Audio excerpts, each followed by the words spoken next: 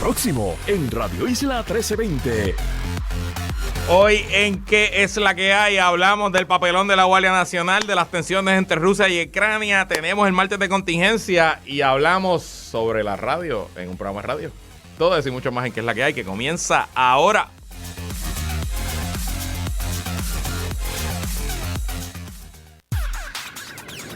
El análisis más potente y completo comienza ahora. Luis Herrero llega prendiendo fuego a los políticos y figuras que se atreven a dañar el país. Radio Isla 1320 presenta ¿Qué es la que hay? Con Luis Herrero.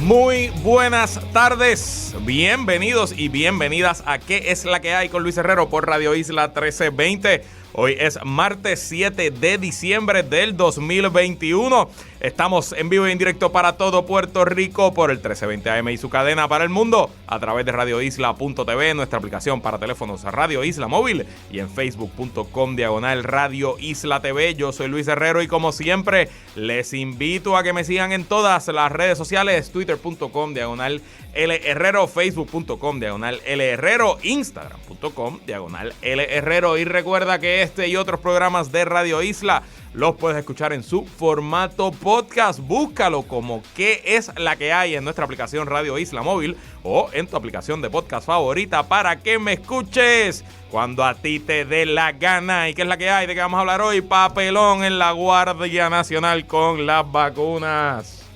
Qué vergüenza.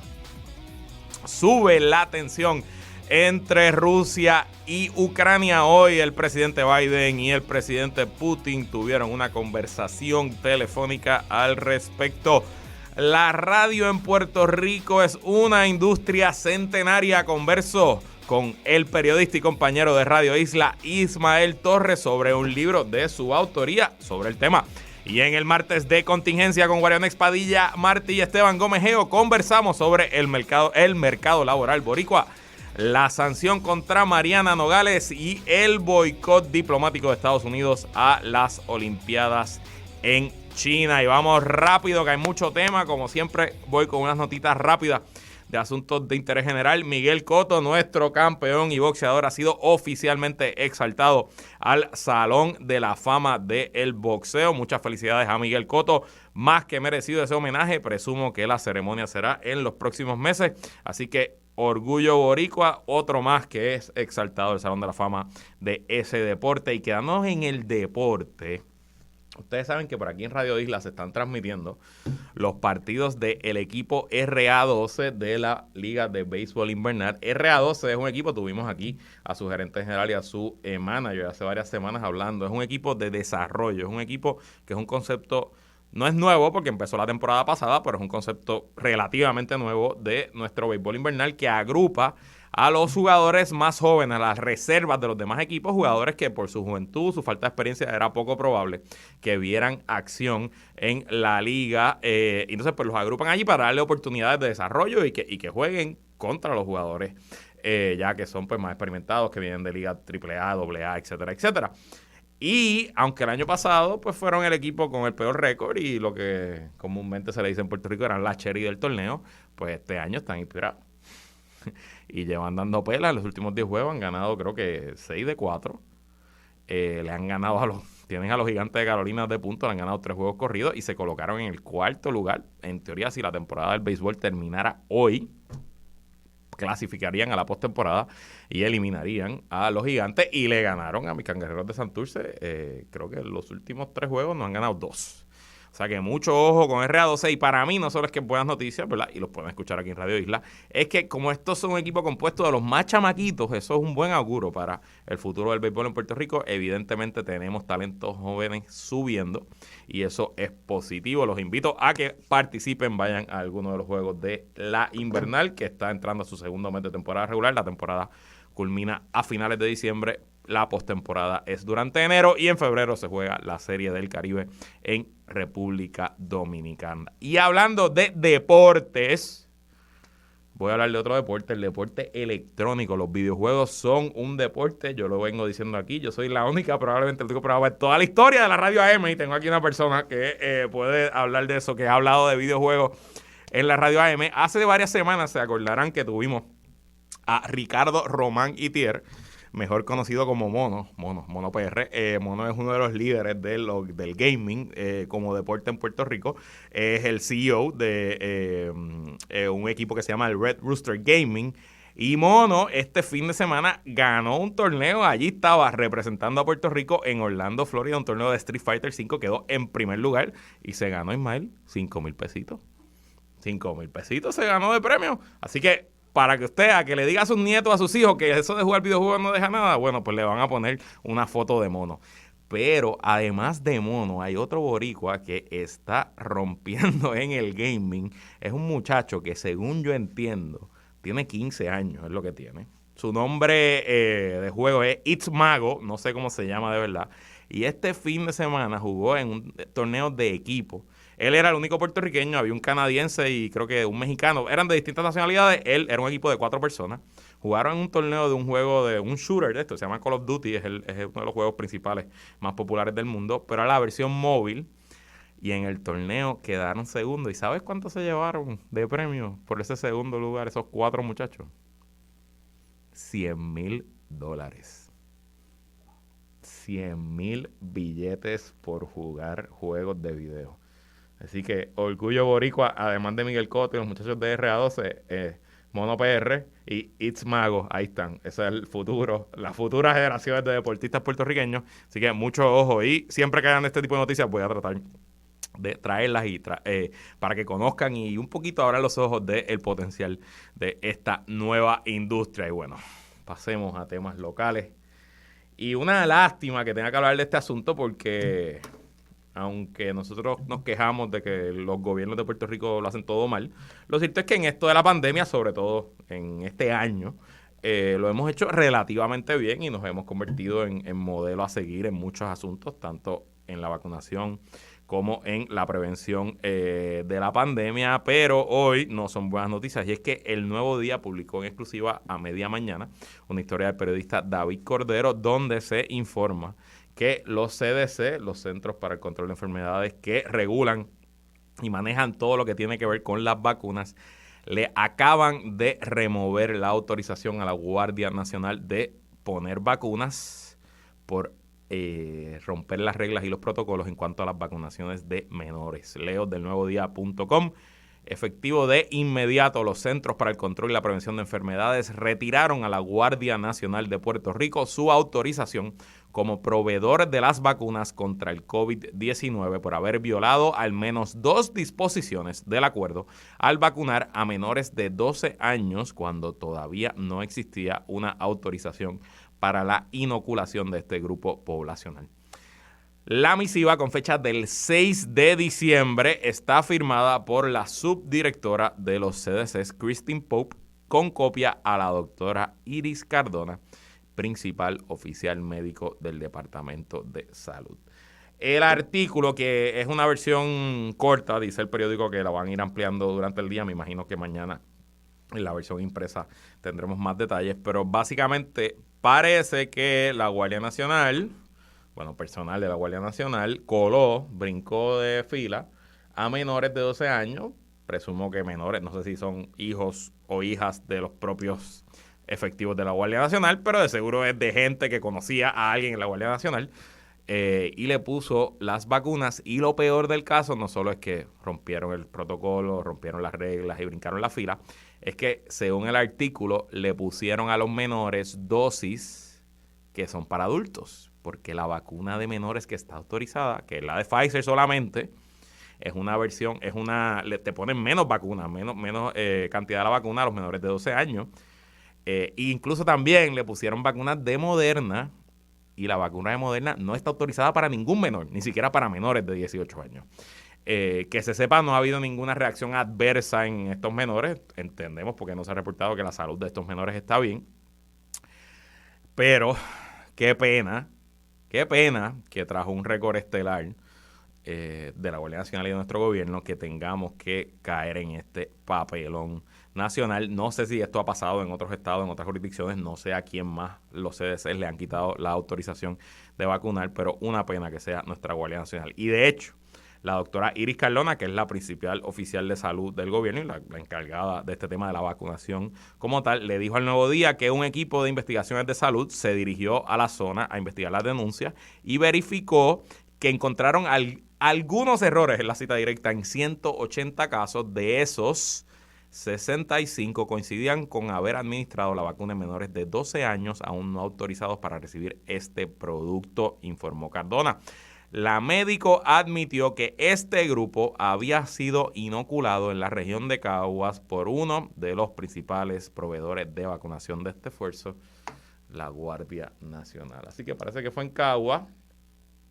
No debe ser difícil para la Guardia Nacional encontrar quién o quiénes fueron los que estuvieron detrás de esto y pues tomar acciones en el asunto, acciones disciplinarias y tratar, de limpiar el buen nombre de la Guardia Nacional. Lo único positivo de este asunto, honestamente, es que pasó al final ya de la vacunación. Ya el 85% del país tiene por lo menos una dosis y ya no es tan necesaria la logística y el esfuerzo de la Guardia Nacional porque la vacuna pues está disponible prácticamente en todas las farmacias, cadenas grandes, farmacias de la comunidad, la coalición Voces, etcétera. O sea que es fácil vacunarse, ya no se necesita tanto a la Guardia Nacional como al principio.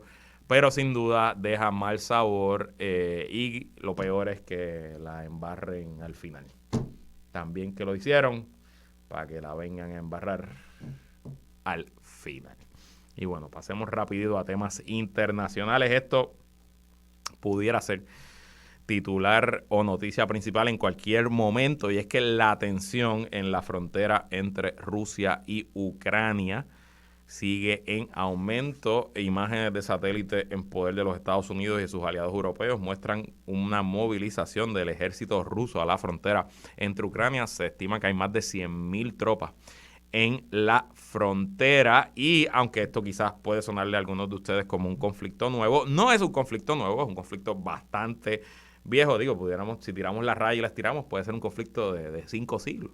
Pero en su versión moderna con Putin, esto es un conflicto que se agudizó en el 2014 cuando Rusia invadió la zona de Crimea, que era hasta ese momento parte del territorio nacional ucraniano y había sido reconocido así por la comunidad internacional. Rusia invadió en el 2014 y no tuvo mayores consecuencias. Se le impusieron algunas sanciones económicas, se hicieron algunos discursos en la ONU, pero de ahí a una consecuencia real no la ha habido. La Crimea hoy es, en teoría, una república independiente que solamente la reconoce Rusia y sus aliados. Tiene, en teoría, un presidente, pero todo el mundo sabe que es básicamente un apéndice de Moscú y de Rusia. Y, de hecho, se construyó ya un puente por encima del Mar Negro entre Rusia y la Crimea. Y todas las relaciones comerciales internacionales de la Crimea se hacen con Rusia, no se hacen con el resto del mundo. Y, de hecho, antes de esa aventura del 2014, Rusia invadió la República de Georgia, que también está en su frontera, una ex república soviética, en el 2008 y tampoco le pasó nada. Y lo que dicen los analistas y la gente que sabe mucho más de este tema que yo es que fue esa invasión del 2008 en Georgia lo que le dio a entender a Putin y a su gobierno que por lo menos en su zona, en el Cáucaso, en lo que era la antigua esfera de influencia de la Unión Soviética, él tiene mano libre y haga lo que haga, no hay nada que Occidente o el resto del mundo pueda hacer para combatirlo, porque honestamente, piénsenlo, no hay apetito para una guerra en Rusia. Ni los Estados Unidos ni sus aliados europeos van a mandar a sus jóvenes a morir en estos terrenos allí contra Rusia, aunque militarmente Estados Unidos y Europa tengan un ejército 10 veces mayor que el ruso. Eso no quiere decir que van a gastar su tesoro y sus vidas en Rusia. Así que es bien complicado el asunto y claro, como les dije, en Ucrania, en la Crimea, luego de que Rusia invadió la Crimea, adicionalmente ha estado apoyando una disidencia, entre comillas, en el este de ese país, una disidencia pro-Rusia. Ha habido una guerra civil desde el 2014 hasta hoy que se ha estado luchando en Ucrania. Ucrania tiene el apoyo militar de Estados Unidos, de la OTAN y de otros aliados de Occidente. De hecho, fue por ese apoyo militar, ¿se acuerdan? Cuando Donald Trump llamó al presidente de Ucrania y le dijo, hey, ayúdame con Joe Biden y te suelto los chavitos para esta guerra. Pues fue para esta guerra civil que todo eso ocurrió. Lo complicado es que nada de eso ha parado a Putin en hacer lo que le da la gana. Y como les dije, hay cientos de miles de tropas hoy en la frontera entre Ucrania y Rusia. Han habido reportes ya de disparos, explosiones, y con la tensión así a flor de piel, cualquier chispetón, cualquier asunto puede provocar una nueva confrontación o una invasión rusa a la Ucrania. Y de hecho, el conflicto me parece que sería devastador, sin duda, para la zona. Sería devastador para Europa, que Europa todavía depende en cierto grado de Rusia para su gas natural y otros combustibles fósiles. Y sin duda, por lo menos, ¿cómo nos afectaría a nosotros el primer día que esto ocurra?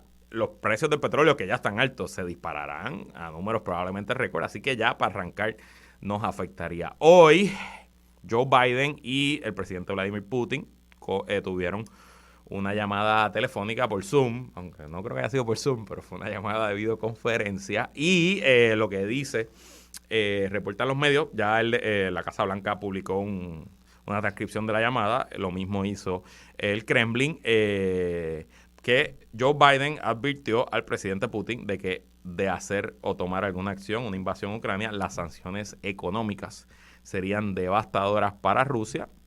Lo que dice el New York Times, que la única carta que le queda a Estados Unidos en cuanto a sanciones económicas es literalmente tomar acciones para sacar a Rusia del sistema monetario internacional, que los bancos rusos no pueden hacer transacciones fuera de Rusia, que las aseguradoras rusas no pueden ser parte del sistema, que la bolsa rusa no puede ser parte del sistema global. Pero la mitad de Rusia ya está en sanciones. La mitad del círculo íntimo de Vladimir Putin está sancionado por Estados Unidos y sus aliados, y eso no lo ha detenido. Y honestamente, aunque no podemos comparar, porque no podemos comparar a la Rusia de hoy con la Unión Soviética. Es más, si medimos economías, la economía de toda Rusia es comparable con la economía del estado de Texas. O sea, que Estados Unidos es muchísimo más grande que como era cuanto a la Unión Soviética, y el ejército de Estados Unidos, como les dije, es 20 veces más grande que el ejército ruso. No podemos comparar en poderío económico y poderío militar, pero en voluntad política, no hay voluntad política para que Estados Unidos haga algo en cuanto a movimientos militares, y le queda solamente la carta económica. Y como les he dicho, esa carta económica hasta la fecha no ha probado ser suficiente detente para las aspiraciones de Putin. Veremos qué ocurre. Obviamente la tensión sigue subiendo y ojalá que no tengamos un conflicto en estas Navidades. Y bueno, lo que sí es que si hay un conflicto o no, es muy probable que usted se entere de ese conflicto a través de la radio. Así que para hablar de la radio y su historia en Puerto Rico, recibimos de vuelta hoy estás cobrando overtime aquí, lo sé, al compañero de esta estación y periodista Ismael Torres, que es la que hay, Ismael. Pues Luis, muchas gracias por la invitación. A ver si compartimos un poco y hablamos de ese medio mágico que es la radio. Asimismo, yo te traje porque recientemente y el viernes pasado se presentó, publicaste junto al buen amigo también y profesor Mario Roche Morales, un libro que se titula Un país que se escucha, apuntes sobre la historia de la radio en Puerto Rico. Lo estoy mostrando aquí para los que nos están siguiendo por Facebook o por la aplicación móvil, que es una de las cosas que han cambiado de la radio, que ahora la radio también no solo se escucha, sino que se ve. Pero vamos a hablar un poquito en general. ¿De qué se trata el libro? Mira, el libro, entre otras cosas, es una puesta al día de la historia de la radio en Puerto Rico. Ok.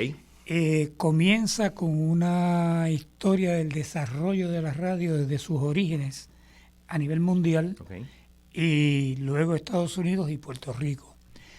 Cómo se desarrolla esa industria en Puerto Rico está bastante detallado. Las emisoras como desde WKQ, que comienza el 3 de diciembre de 1922, luego cómo se siguen incorporando emisoras y cómo sigue creciendo esa comunidad de emisoras de radio. Está muy detallado ahí y con bastante información de cómo surgen, quiénes la promueven, y la programación. Es importante que se da un vistazo de los distintos periodos, cómo cambia la programación, cómo se fue trabajando ese concepto de música noticia. Uh-huh. Que para los más jóvenes, pues, pensarán que eso siempre fue así, pero no necesariamente siempre fue así. La radio, pues como ustedes saben, la radio llega primero. Correcto. O sea, en momentos de crisis, el medio ideal es la radio. Y lo hemos podido vivir con, digamos, el huracán María, que es lo más reciente, los terremotos y con la pandemia. O sea, la gente en Puerto Rico se alimenta informativamente de la radio. En Puerto Rico hay 2,5 millones registrados de vehículos. Por consiguiente, hay 2,5 millones de personas montados en un vehículo oyendo radio. Y la radio se escucha desde las 4 de la mañana hasta las 9 de la mañana, que es lo que llaman el drive time.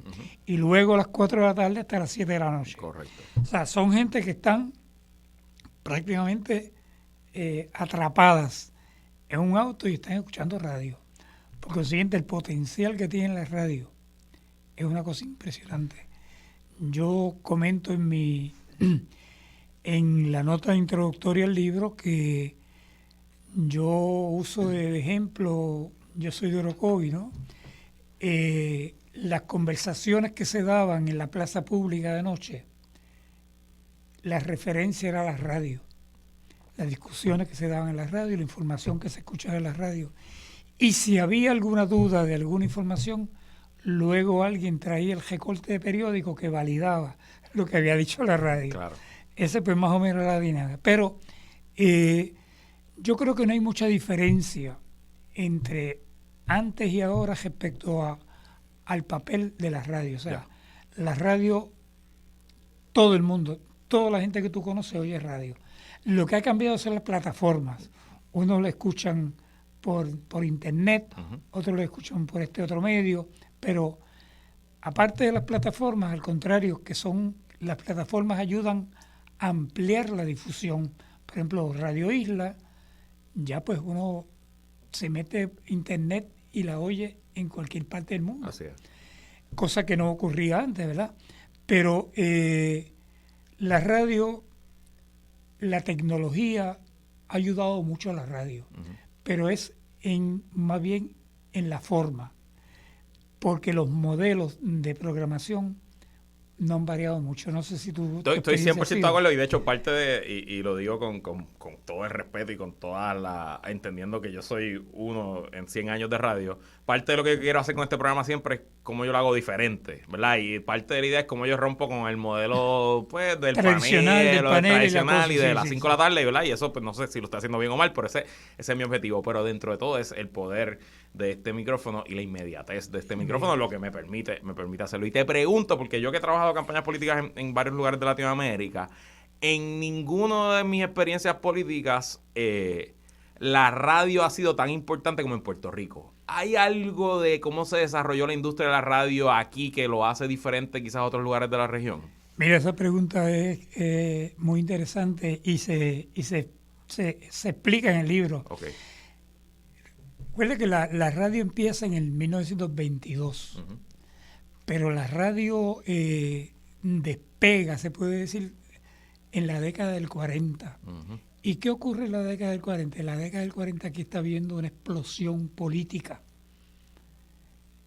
Está la figura de Muñoz Marín, que usó extraordinariamente bien la radio. Correcto. O sea, Muñoz era un hombre de la radio, incluso cuando viene la televisión se le hizo un poco difícil. Su poder político empieza... De hecho, él se retira como para la época de la televisión, más o menos. Porque era un hombre de la radio. Ya. O sea, la época del 30 y el 40 era la época de los políticos estaban en la radio. Albizu Campos, Muñoz, García Méndez y todos estos políticos. Lo extraordinario era que los discursos que ellos ofrecían se transmitían completos. Casi en vivo. En la radio. En vivo, en tiempo real. En vivo. Y entonces la radio jugaba un rol fundamental en las campañas políticas. O sea, la radio, una campaña política sin radio no era campaña. De acuerdo. Y te repito, para mí, una de las personas en la historia, ¿verdad?, moderna de Puerto Rico que mejor usó la radio fue Luis Muñoz Marín. Tenía buena voz, modulaba muy bien la voz. Don de palabra. Tenía don de palabra. De improvisar. Y como decían allá, era un pico de oro. O sea, Muñoz se apoderó de la radio, la usó bien. Yo creo que un Muñoz sin radio y un Muñoz con radio, pues son dos Muñoz distintos. Y quizás hay algo, y no he leído el libro, así que estoy especulando, pero quizás hay algo por nuestra extensión territorial, que para Puerto Rico a lo mejor fue mucho más fácil para esos pioneros de la radio poder lograr una cobertura de todo el territorio nacional relativamente rápido, porque compararlo con México, pues para tú tener una cobertura de México, pues, y más o menos en los 20 que estaban saliendo de la guerra civil, pues era una empresa casi imposible, ¿no? Y aquí, pues, con 4 o 5 repetidoras alrededor de la isla, pues cubres casi el 100% del país. Entonces, la misma condición de isla, ¿verdad? Nos permite a nosotros que la radio, uno depender más de las emisoras de Puerto Rico. Ya. Porque, digamos, si Puerto Rico estuviese pegada, por ejemplo, si estuviésemos en territorios contiguos, pues a lo mejor digamos la emisora del país que está al lado. ¿Entiendes? A veces hay regiones en Puerto Rico donde uno logra captar emisoras de Santo Domingo. Y de Islas Vírgenes. En mi juventud yo escuchaba la de Islas Vírgenes. 104.3 FM, era Radio Buzz, era rock desde Santo Domingo. Yo la escuchaba bastante. Exactamente. Pues, por ejemplo, la gente de Vieques oye mucha emisora de las islitas. Y incluso gente de Fajardo y hasta Luquillo. Pero, y uno curioseando acá de San Juan con alguna destreza, sintoniza algunas emisoras de Islas Vírgenes. Pero no es como, digamos, si Santo Domingo y Puerto Rico estuviesen pegados. Claro, y es interesante porque pasa en Estados Unidos que Filadelfia es el mercado de Filadelfia y toda la región de otros estados escuchan el mercado de Filadelfia porque ese es el mercado. Bueno, una de las reglas de oro de la radio es que el tiempo es el que manda y se nos acaba el tiempo. Yo pudiera estar nerdeando contigo 2 horas de este tema. Así que repite a la audiencia, Ismael, un país que se escucha, apunte sobre la historia de la radio, donde lo pueden conseguir y tremendo regalo para esta Navidad. No, y además de que ese último capítulo del libro, además de que tiene mucha historia bien investigada, el último capítulo analizamos y entramos en el papel que jugó la radio durante María, durante los terremotos y durante la pandemia. Y cómo la radio retomó la función social tan importante que tiene como medio de comunicación. Bueno, pero ¿dónde compramos el libro? Dime. Bueno, perdón. Vende. El libro lo consiguen en las librerías, en librería Laberinto del Viejo San Juan, Norberto González en Río Piedras y en Plaza Las Américas, la librería Mágica también en Río Piedras, y lo consiguen también en El Candil en Ponce. Excelente. Bueno, pues ya saben, un país que se escucha, un apunte sobre la historia de la radio de Puerto Rico del periodista Ismael Torres y el profesor Mario Roche Morales. Gracias, Ismael, por estar aquí. Y gracias, Luis, por la invitación. Vamos a la pausa, regresamos con más en ¿Qué es la que hay? Sigue con... Sí mismo es, como todos los martes conversamos con los integrantes del podcast Plan de Contingencia. Bienvenido Esteban Gómez Geo, ¿qué es la que hay, Esteban? Todo bien, gracias a Papito Dios. Saludos a todos y todas los que nos escuchan. Te veo con headset nuevo, así que esperamos que el sonido... O era Wario el que vive al lado del Expreso y que se escuchan los carros. Mira, ¿tienes algo nuevo en el podcast? Todavía no tenemos algo nuevo. Lo que tenemos es una gran sorpresa, pero se enterarán cuando llegue. Suscríbanse, Plan de Contingencia, en su aplicación de podcast favorita, y cuando salga esa sorpresa, pues se enterarán. Exacto. También con nosotros, Guarionex Padilla Martí, ¿qué es la que hay, Wario? Que la calle Herrero, saludos Esteban y saludos a todas las personas que nos están escuchando. Bueno, pues hablando de personas que nos están escuchando, antes de comenzar le quiero mandar un saludo a nombre de nosotros tres al usuario de Twitter Psiquis Deportiva, que nos dijo esta semana que nos estaba escuchando, que nos iba a escuchar justo antes de defender su tesis doctoral. ¡Uy, qué nervio! Sí. Así que él dice que este es su segmento favorito y le deseamos mucho éxito en su disertación, que estamos seguros que la va a partir, así que... Oye, ese tuitero estaba teniendo una conversación con él y tiene una historia familiar bien interesante, que incluso hasta me dieron ganas de comenzar hasta una nueva investigación documental sobre unos sucesos que él me cuenta sobre miembros nacionalistas de su familia y unos asesinatos sin esclarecer. ¡Wow! ¡Qué brutal! Digo, yo lo conozco porque él escucha también mi podcast y él me habla mucho de temas de psicología deportiva y siempre que entramos en ese asunto me escribe, así que saludos a él y mucho éxito. Bueno, vamos a empezar con un tema que no necesariamente discutimos mucho aquí en el martes de contingencia, que es la economía de Puerto Rico.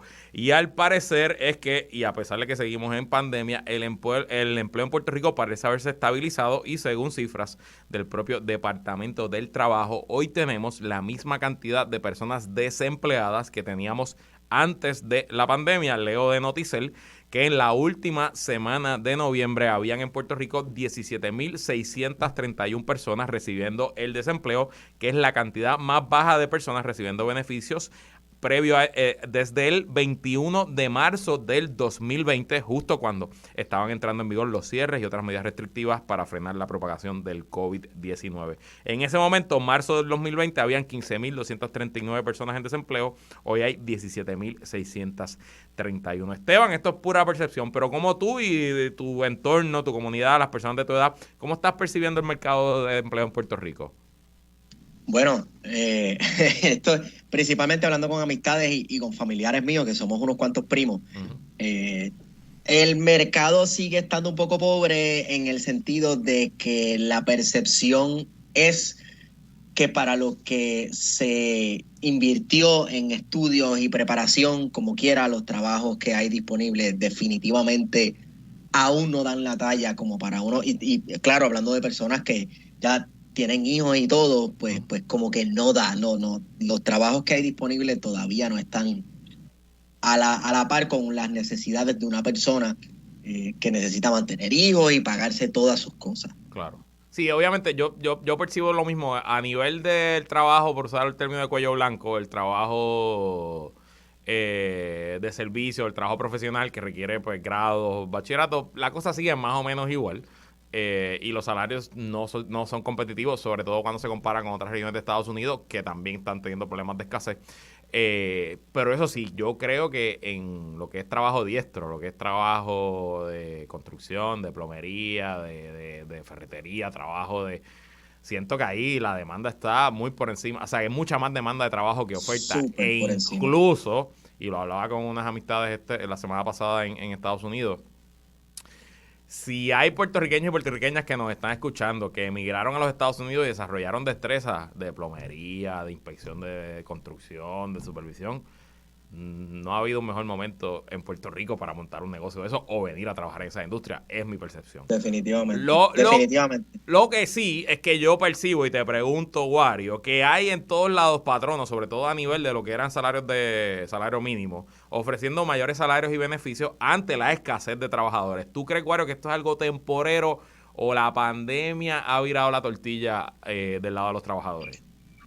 No, definitivamente la pandemia incidió en el mercado laboral y contrario a lo que ciertas personas vinculadas al sector comercial y algunos economistas, poco tiene que ver con que las personas quieran o no trabajar, y yo creo que mucho sí tiene que ver con que las condiciones laborales eran precarias antes de la pandemia y que de momento, con toda la asistencia social del Estado, se vio una coyuntura perfecta para la gente reclamar mejores salarios, mejores beneficios. Y ya muchas empresas han tenido que negociar y ofrecerle a sus empleados una serie de paquetes, ¿verdad? Que incluyen casi siempre planes médicos, retiro, compensación por horas extras, ¿verdad? Algunas de las cosas que había incluso sido derogadas por la reforma laboral, que todavía ni siquiera se ha revisado en la sesión legislativa extraordinaria. Sin duda, y tú sabes que, y esto me baso en un podcast, no es que el podcast Planet Money.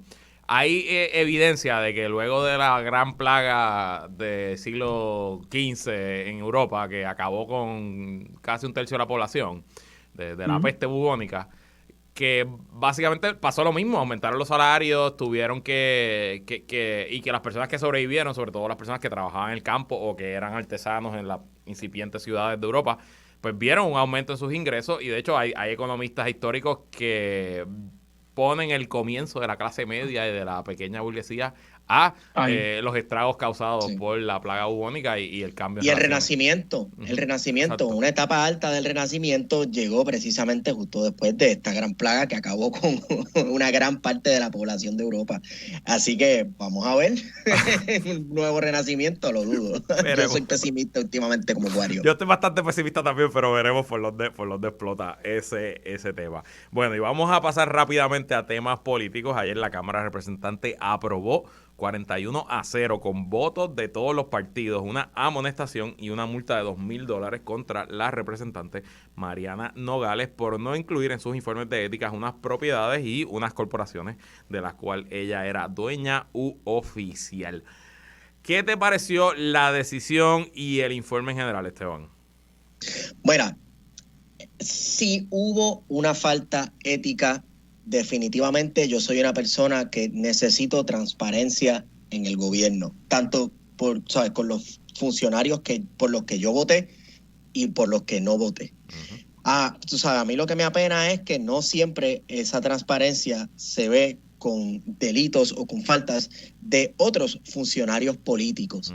Y qué malo, ¿verdad? A mí me apena que esta investigación, que aunque los resultados pues hayan sido justos, ¿verdad? Si hubo una falta ética, se haya dado luego de que Mariana Nogales haya hecho unas denuncias muy pertinentes ante unos proyectos de construcción ilegal, ¿verdad? Ante una situación ilegal. Está bien que ella estaba ocurriendo en algo antiético, pues chévere, se le señala, pero caramba, quiero esa misma rigurosidad y ese mismo ímpetu con el resto de las investigaciones sobre actos antiéticos de otros políticos en este país. El precedente está ahí, hay otros legisladores que también omitieron asuntos y que no radicaron sus informes. Esperemos entonces la multa de $2,000 mínimo, porque si esto es lo mínimo, pues veremos cómo se van los demás. Y te pregunto a ti, Wario, ¿qué te parece que todos los partidos, incluyendo el PIB y al otro representante de Victoria Ciudadana, Betito Márquez, que hayan votado a favor del informe? Pues mira, lo que estaba en consideración era si se había fallado en someter los informes financieros, y ciertamente se demostró que en efecto, ¿verdad?, que no se habían sometido los informes necesarios o correspondientes. Así que la omisión, de alguna manera, es una forma de ocultar los hechos, sea por olvido o sea intencional. Pero ciertamente, como dice Esteban, la vara está alta.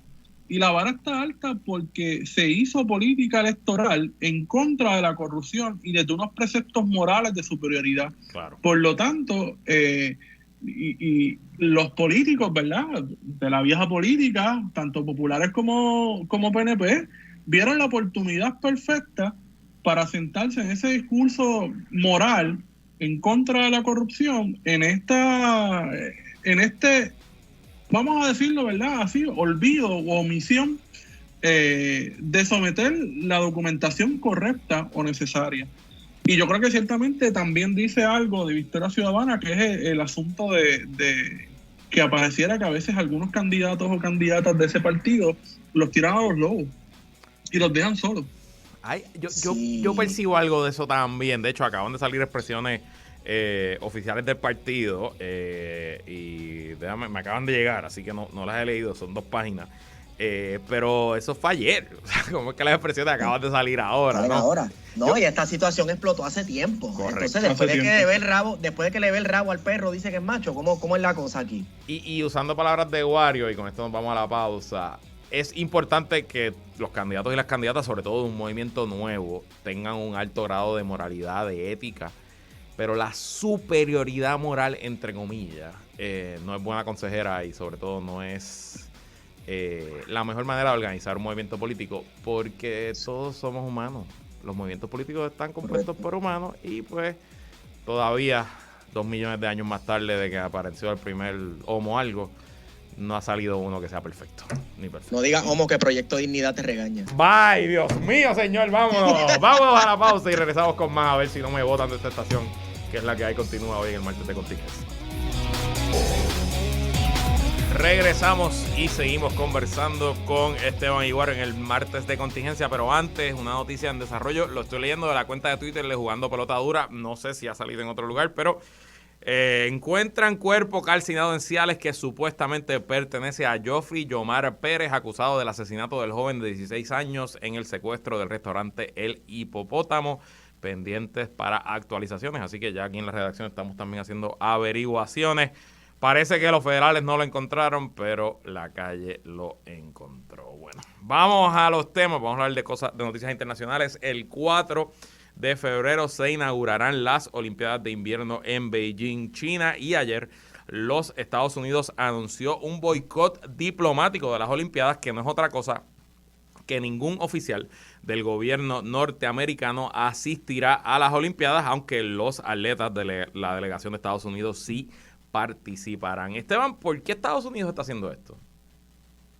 Bueno, recuerda que Estados Unidos son los campeones de los derechos humanos, ¿verdad? Alrededor del mundo, claro, defensores de la democracia, sí.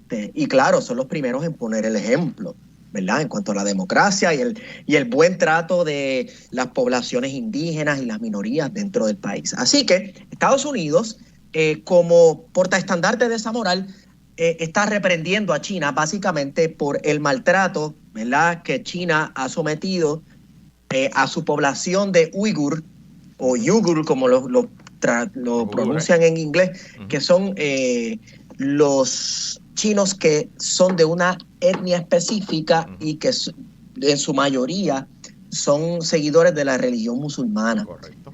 Aparentemente, en su frontera oeste, gobierno, en su desierto y su frontera oeste. Exacto. Aparentemente el gobierno chino no ha tratado muy bien a estas poblaciones, ¿verdad? Entonces, de unos meses para acá se ha estado formando toda esta campaña mediática en contra de estos maltratos. Esto ha ocurrido antes y a mí me gusta, ¿verdad?, escuchar a la gente decir que la política y el deporte no mezclan, claro, cuando el deporte es una manera de hacer política, e incluso hacer hasta política internacional, política exterior. No olvidemos el boicot que Estados Unidos hizo en las Olimpiadas de 1980 cuando Rusia invadió Afganistán, ¿verdad? Normalmente las personas que dicen la política y el deporte no mezcla es porque se está diciendo algo que a esa persona no le gusta, ¿verdad? Claro.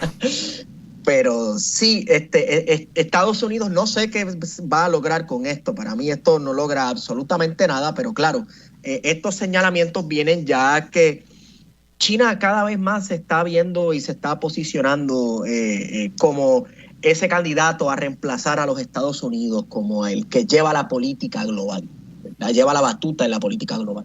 Mira, te iba a decir que, como tú mismo dices que todo es política, yo aquí, más allá de, y oye, lo que están haciendo el régimen, el Partido Comunista Chino con los uigures es terrible, campos de concentración, reeducación, y es una denuncia que debe ser universal y es sin duda una violación de los derechos humanos. Pero aquí yo creo que la administración de Joe Biden lo que está es tratando de apuntarse unos puntitos de política doméstica, ¿no? Porque como le va mal en las encuestas y como lo atacan de ser soft on China, los trumpistas le dicen Beijing Joe o China Joe, pues es una manera relativamente painless, suave, de ellos pues a apuntarse unos puntitos y decirle al público y al pueblo estadounidense que Joe Biden es fuerte con China. Y te pregunto, Wario, ¿qué repercusiones, qué reacción tú esperas del gobierno chino? Pues mira, yo creo que en términos diplomáticos, este boicot, que de momento es exclusivamente de Estados Unidos, a diferencia del boicot de los 80, ¿verdad?, que tuvo el apoyo de otros países occidentales, pues yo creo que va a suponer una profundización en las relaciones diplomáticas entre ambos países. Y como decía Esteban, ¿sabes?, a Estados Unidos le preocupa poco el asunto de los derechos humanos en China. De lo que realmente se trata esto es de una lucha de hegemonía en un mundo que hace tiempo dejó de ser bipolar, ¿verdad?, con la caída de la Unión Soviética, y que tampoco es un mundo unipolar, ¿verdad? Estamos en un mundo que es multipolar, ¿verdad?, que hay varios países que están ejerciendo hegemonía con otros países, ¿verdad?, y que hay una gran diversidad de potencias, ¿verdad?, de uniones económicas y de países, y ciertamente China representa una amenaza no solamente por el asunto de Asia, ¿verdad?, el mar de China, Taiwán, sino porque también hemos visto que China ha estado expandiéndose no solamente en América Latina, sino también en el Caribe, y bien cerca de nosotros. Y de hecho en África ya van a tener su primera base militar en el Atlántico. Así que... Así es. Interesante. Bueno, y en temas más cercanos a nosotros, ayer el gobierno del presidente venezolano interino, y digo todo eso entre comillas, Juan Guaidó, sufrió un duro golpe con la renuncia, también entre comillas, de Julio Borges, su canciller de Relaciones Exteriores, también entre comillas. Esto luego de 3 años de un gobierno interino que no ha logrado mucho, más allá de que lo reconozcan pues Estados Unidos y otros países de Occidente, y ha forzado unas conversaciones de paz y de reconciliación que se están llevando a cabo en México ahora mismo entre el gobierno de Maduro y la oposición, que están auspiciadas por Noruega. Esteban, ¿es analizable la salida del canciller del gobierno de Guaidó o esto pues se veía venir? Esto tarde o temprano iba a ocurrir, mucho más cuando ya vimos el gran respaldo que dio Estados Unidos a este gobierno interino, claro, que solamente fue de la boca para afuera. Financiaron un golpe de Estado como de 17 pesos, que eran gente que parecía que llevaban pistolas de hocha y pistolitas de agua. Esto era inevitable que iba a colapsar mucho más con los negocios turbios que se estaban dando con esta empresa química venezolana que está en Colombia, que pertenecía al gobierno venezolano, pero el gobierno interino de Juan Guaidó aparentemente pudo apoderarse de esa empresa, y aparentemente lo que estaba pasando era que estaban haciendo fiesta con el dinero de esa empresa. Uh-huh. Se formó lo que ellos mismos critican del gobierno de Nicolás Maduro, supuestamente, ¿verdad? Una super burocracia de gobierno interino integrado por más de 1,000 personas que estaba utilizando este dinero para hacer de todo menos para defender y restaurar la supuesta democracia en Venezuela. Así que esto iba a colapsar. Me parece que, como dice la expresión puertorriqueña, eran un montón de bueyes machos en una sola cueva. Sin duda, y oye, y no es que yo no favorezco el régimen de Maduro, pero yo sí. Estas cosas no pueden venirle afuera para adentro, ¿me entiendes? Y diablo, te vas a cancelar si lo superas. Estamos dados de la risa. Esteban, estas cosas no pueden venirle de adentro para afuera, de afuera para adentro. Y sin duda el puntillazo final fueron las elecciones de noviembre, las elecciones de medio término, que el gobierno de Maduro ganó, y por lo menos los observadores internacionales que estuvieron allí dijeron que fueron elecciones limpias. Y ganaron, creo que 22 de 25 gobernaciones, y ganaron de nuevo la mayoría en la legislatura. Te pregunto, Wario, y con esto nos vamos, ¿se le fue el brillo y el perfume a Guaidó o nunca lo tuvo? Nunca lo tuvo. Mira, inmediatamente el fracaso de la campaña esa de la ayuda humanitaria, que incluyó el concierto en la parte fronteriza de Colombia, el gobierno provisional, entre comillas, ¿verdad?, de Juan Guaidó no tenía más brillo. Y desde ese entonces, distintas personas de la oposición ya lo habían señalado a él y al grupo de personas que se autoproclamaron funcionarios del gobierno interino como corruptas y que habían estado desviando fondos hacia otros propósitos personales. Estamos hablando de millones de dólares que luego hay que hablar de cómo se embargó la empresa Citgo, que era una subsidiaria de Petróleos de Venezuela en Estados Unidos, en la que también se han desviado miles de millones de dólares a personas vinculadas al gobierno interino de Juan Guaidó. Yo creo que todo hubiera cambiado si hubiera llegado la barcaza que mandamos desde aquí. Si eso hubiera llegado, yo creo que todo hubiera cambiado, y hoy Venezuela tuviera al presidente Guaidó. ¿Dónde está esa barcaza, por cierto? Yo no sé dónde está, pero alguien cobró de seguro. Alguien cobró de seguro. Wario Next. Esteban, gracias por estar aquí. Gracias a ti. Gracias a ti. Y gracias a ustedes por sintonizar otra edición más de ¿Qué es la que hay con Luis Herrero? Yo me despido hasta mañana, y quédese con nosotros, que la mejor programación y análisis de la radio puertorriqueña continúa en Radio Isla 1320. Hasta mañana.